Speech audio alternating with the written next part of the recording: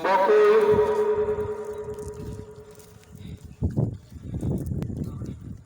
yi ci ndigalu sëriñ bi sëriñ baa ngi lay tàggee al xalifa Cheikh Tidiane Niass noppalu na léegi waxtu bi jege boromam